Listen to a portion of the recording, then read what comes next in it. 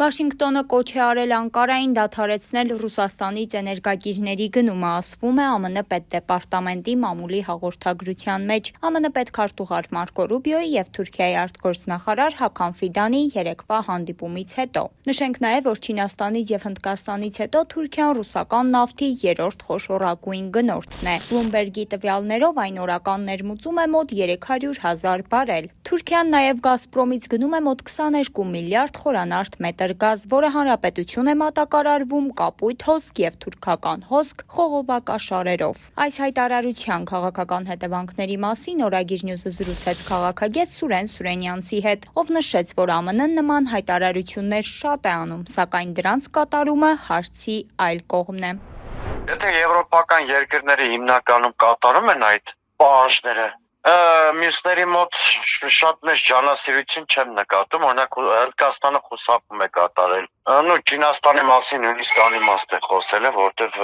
Չինաստանը հայտարարություն է նույնիսկ արել, որ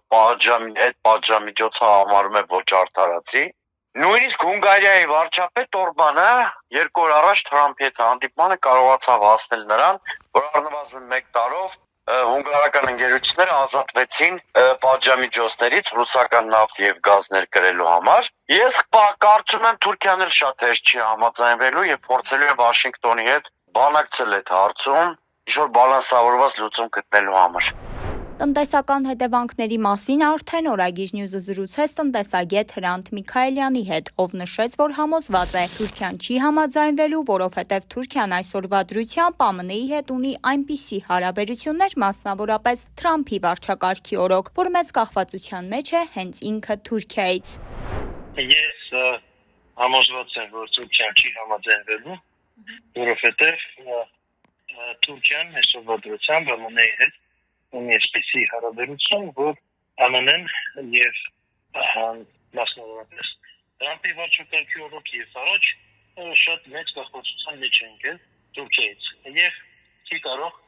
Թուրքիային պայմաններ թելադրել։ Եւ այսպիսով նույնիսկ եթե հարաբերությունների մակարդակը նվազի, Թուրքիայի համար այս հետևանքները անբուժելի են։ Եվ այսպիսով Թուրքիան չի գնալու այս պայմաններին, որովհետև պարզ է, որ Թուրքիայի համար դա կունենա բացասական տնտեսական հետևանքներ, որովհետև Ադրբեջանը օրինակ չի կարող փոխարինել Թուրքիայի համար ռուսական էներգակիրներին։ Բայց Թուրքիան կարող է փորձել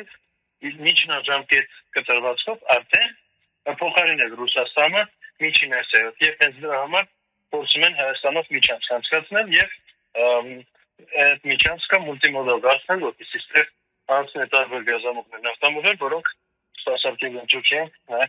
էներգետիկական տեսանկյունից։ Այսպիսով պարզ է դառնում, որ փորձագետները բացառում են Թուրքիայի կողմից նման պայմանների կիրառումը։ Հիշեցնենք նաև, որ Գազպրոմի և թուրքական պետական Բոթաշ ընկերության միջև գործող պայմանագրերի ժամկետը լրանում է միայն դեկտեմբերի 31-ին։ Կողմերը բանակցություններ են վարում երկարաժամկետ պայմանագրերի երկարաձգման շուրջ, պահպանելով գործող ծավալները։ Գնարիկ Սահակյան, Օրագիր Նյուզ։